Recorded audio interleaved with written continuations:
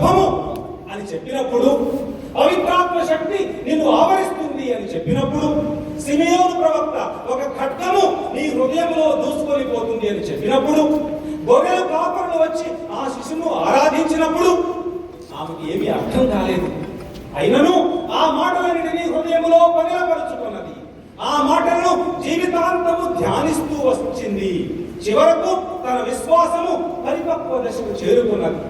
అందుకే సాక్షాత్తు క్రీస్తు ప్రభువే ఆమె యొక్క విశ్వాసాన్ని కీర్తిస్తారు. తాను శిలువపై ఉన్నప్పుడు సంఘాన్ని, శిష్యులను ఆమెకు అప్పగిస్తారు. తన తిరుసభకు ఆమె దగ్గర ఉండాలి అని ఆమెకు అప్పగిస్తారు. ఆమె గొప్ప విశ్వాసపరురాలు కాబట్టి, ఆత్మచేత నింపబడినటువంటి ఆమె కాబట్టి, తన స్త్రీ సభను ఆమె కాపాడగలదు, నడిపించగలదు అన్న ఉద్దేశంతో అమ్మ దగ్గర ఉండు అని ఆమెకు అప్పగిస్తారు తన శిష్యులను. అంటే దేవుని యొక్క వాక్యాన్ని ఆలకించింది, ధ్యానించింది, విశ్వాసములో పరిపక్వ దశకు చేరుకున్నది, దేవుని చేత ధన్యురాలు అని కీర్తించబడింది. ఇది దేవుని యొక్క వాక్యం మన జీవితాలకు చేయగలిగినది. ఈ వాక్యాన్ని ఎవరైతే ఆలకిస్తారో, ఈ వాక్యాన్ని ఎవరైతే ధ్యానిస్తారో వాళ్ళ జీవితాలు మారుతాయి. అందుకే ఈ 2000 సంవత్సరాలలో ఈ వాక్యాన్ని ధ్యానించాలి అని తిరుసభ ప్రోత్సహిస్తూ ఉంది. లెక్సియో డివినా అని అందరూ వినే ఉంటాం. క్రైస్తవ సన్యాస జీవితంలో సన్యాసులు, మఠవాసులు ప్రతిరోజు దేవుని యొక్క వాక్యాన్ని ధ్యానిస్తూ ఉంటారు. ఆ ధ్యానము ద్వారా తమ జీవితాలు మారాలి అని. అంతేకాదు ప్రియమైన దేవుని బిడ్డలా, ఈ వాక్యం యొక్క శక్తి ఏంటో ప్రత్యేకంగా చెప్పనవసరం లేదు. యెషయా ప్రవక్త 55వ అధ్యాయం 10వ వచనంలో ఈ విధంగా అంటారు: వానయు మంచును ఆకాశం నుండి దిగివచ్చి ఎచ్చటికి నీ మరలిపోక భూమిని తడిపి దాని మీద పైరును మొలిపించి పంట పండించునో. వర్షం వచ్చినప్పుడు పైరు పండటానికి, పైరును మొలిపించి పంట పండించడానికి సహాయపడుతుంది. పడినటువంటి వర్షము వృధాగా తిరిగిపోదు, ఆవిరైపోదు. ఆ విధంగానే, ఈ రీతిగానే నా నోటి నుండి వెలువడు వాక్కు కూడా ఉండును. అది నిష్ఫలముగా నా యొక్కకు తిరిగి రాక నా సంకల్పమును నెరవేర్చు, నేను ఉద్దేశించిన కార్యమును సాధించును. ఇది దేవుని యొక్క శక్తి, దేవుని వాక్కు యొక్క శక్తి. దేవుడు ఉద్దేశించినటువంటి కార్యమును నెరవేరుస్తుంది. మార్కు శుభవార్త 1వ అధ్యాయం 16వ వచనం నుంచి 20వ వచనం వరకు యేసు ప్రభువు ప్రథమ శిష్యులను పిలుస్తారు. రండి, నన్ను అనుసరించండి అని పిలవగానే వారు తమ వలలను వదిలిపెట్టారు, తమ తండ్రిని వదిలిపెట్టారు, పడవలను వదిలిపెట్టారు. యేసు ప్రభు వెంట నడిచారు. మత్తయి లూకా శుభవార్త 5వ అధ్యాయము 28 నుంచి 32 వరకు కూడా యేసు ప్రభువు సుంకరి అయినటువంటి మత్తయితో లేచిన నన్ను అనుసరించు అని పిలవగానే వాడు వెనక ముందు చూడకుండా యేసు ప్రభువుని అనుసరించాడు. మనుషులను కూడా పిలవగలిగిన శక్తి ఆ వాక్కుకు ఉంది. మార్కు శుభవార్త 2వ అధ్యాయం 9వ వచనములో పక్షవాత రోగితో లేచి నీ పడకను ఎత్తుకొని నడువు అనగానే పక్షవాత రోగి లేచి నడిచాడు. 4వ అధ్యాయము మార్కు శుభవార్త, అదే శుభవార్త 4వ అధ్యాయం 39వ వచనములో గాలిని గద్దిస్తారు, శాంతింపు అనగానే సముద్రము శాంతించింది. యోహాను శుభవార్త 11వ అధ్యాయం 43లో లాజరు లేచి రాగానే 4 రోజులు సమాధిలో ఉన్నటువంటి లాజరు లేచి వచ్చాడు. ఇది దేవుని వాక్కుకు గల శక్తి. మన జీవితాలలో అద్భుతాలు చేయగలదు. ఎలా సాధ్యపడుతుంది అనే ప్రశ్న రాకూడదు. దేవునికి సంబంధించినంత వరకు ఎలా అని ప్రశ్నించకూడదు. నీటిని ఏ విధంగా ద్రాక్షారసంగా మార్చారు, మృతులను ఏ విధంగా సజీవంగా లేపారు. ఇప్పుడు నేను చెప్పినటువంటి ఉదాహరణలు ఎలా జరిగింది. దేవునికి అసాధ్యమైనది ఏదీ లేదు అని మరియమ్మ గారితో దేవదూత చెప్పాడు. అంటే దేవునికి అసాధ్యమైనది ఏదీ లేదు. ఆయన మాట ఉచ్చరించగానే ఆయన అనుకున్నది జరుగుతుంది. అదేవిధంగా యోహాను శుభవార్త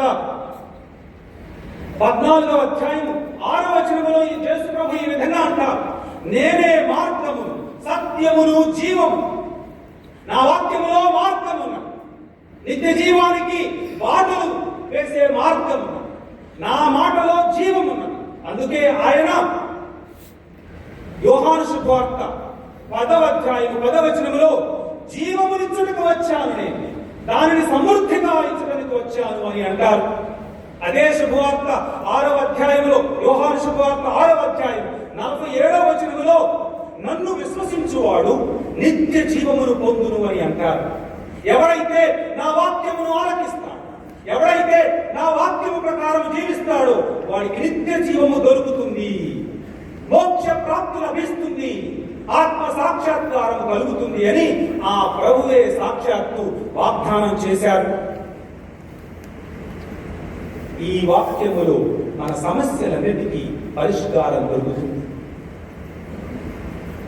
సంకీర్తనకారుడు 119వ సంకీర్తనలో 105వ వచనములో ఈ విధంగా అంటాడు, ప్రభు నీ వాక్యము నా పాదములకు దీపం, నా మార్గములకు వెలుగు.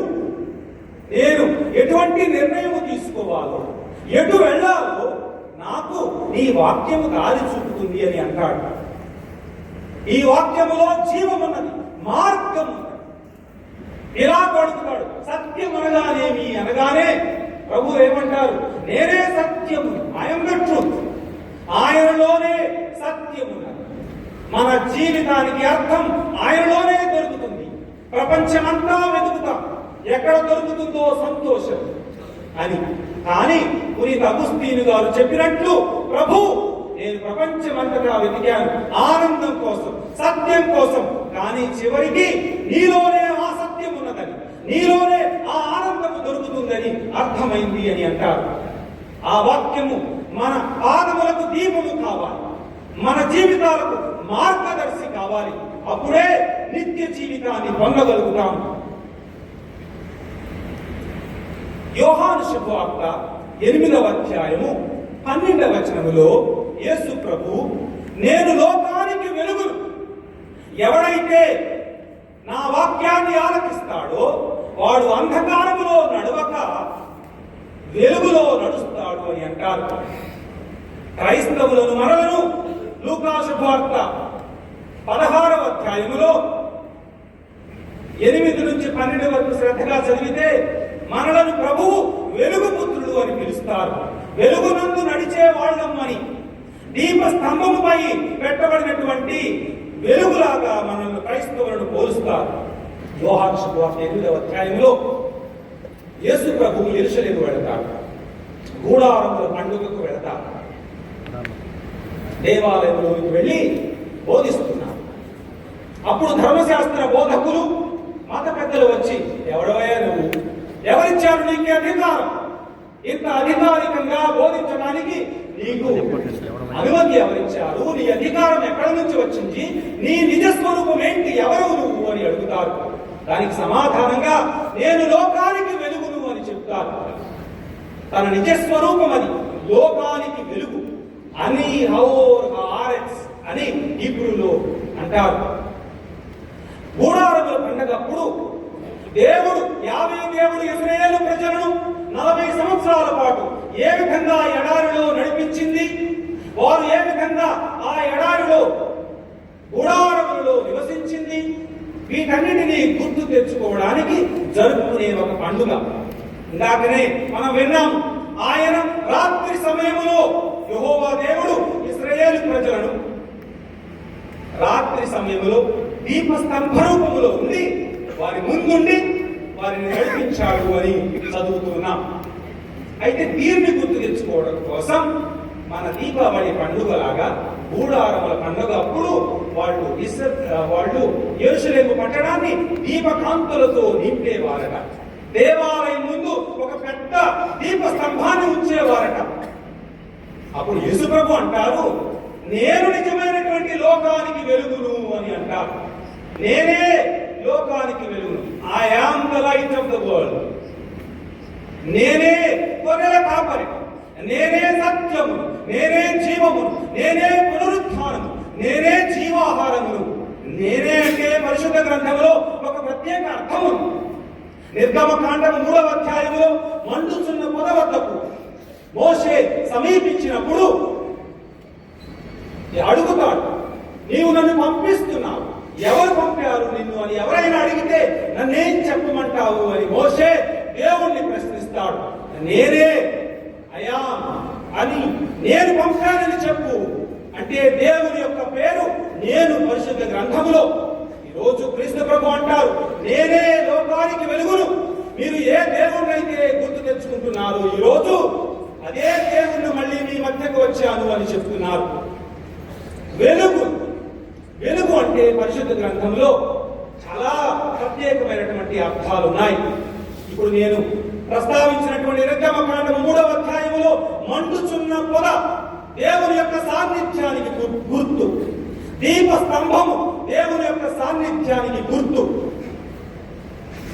నేను దేవుణ్ణి అని క్రీస్తు ప్రభు ప్రకటిస్తున్నారు. మీరెవరు అని అడుగుతున్నారా? నేనే ఆయనను, ఐ యామ్ దట్ వన్ అని అర్థం.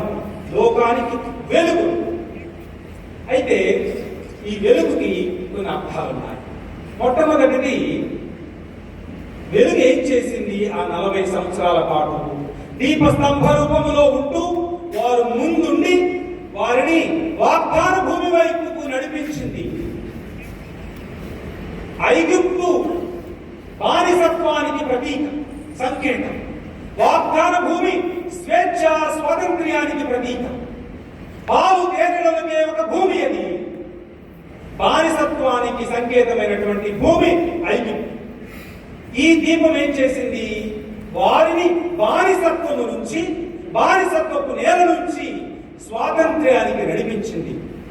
ఆ రోజు దీపస్తంభం ఏ విధంగానైతే ఆ ఇశ్రాయేలు ప్రజలను బానిసత్వము నుంచి స్వాతంత్ర్యానికి నడిపించిందో, నేను కూడా మళ్ళీ మీ మధ్యలో జన్మించాను. ఎందుకు? మిమ్ములను బానిసత్వము నుంచి స్వాతంత్ర్యానికి, స్వేచ్ఛకు నడిపించడానికి.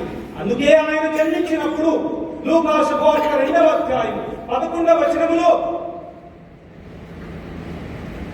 నేడు దూతలు గొల్లలకు వార్తనందిస్తారు, నేడు మీకు రక్షకుడు జన్మించాడు బెత్లెహేము నగరములో అని.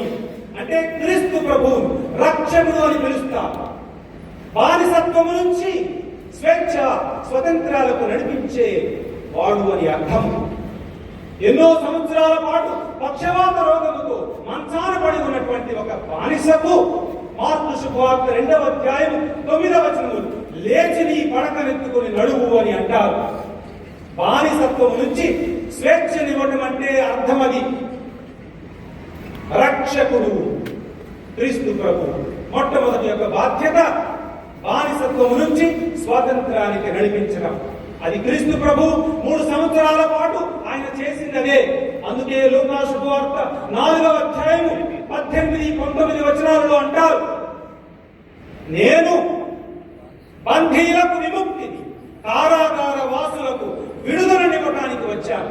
ప్రభుని ఆత్మ నాపై ఉన్నది, నన్ను అభిషేకించింది సువార్తను ప్రకటించడానికి, బంధీలకు విముక్తినివ్వటానికి, కారాగార వాసులకు విడుదలనివ్వటానికి, పాపానికి బానిసైనటువంటి మనందరినీ విడిపించి తిరిగి స్వర్గరాజ్యాన్ని, తిరిగి దేవుని బిడ్డలుగా మార్చడానికి, స్వతంత్రులుగా మార్చడానికి, మరణపు ముళ్ళును విరిచి మనలను దేవుని బిడ్డలుగా మార్చడానికి క్రీస్తు ప్రభు ఈ లోకానికి వచ్చారు.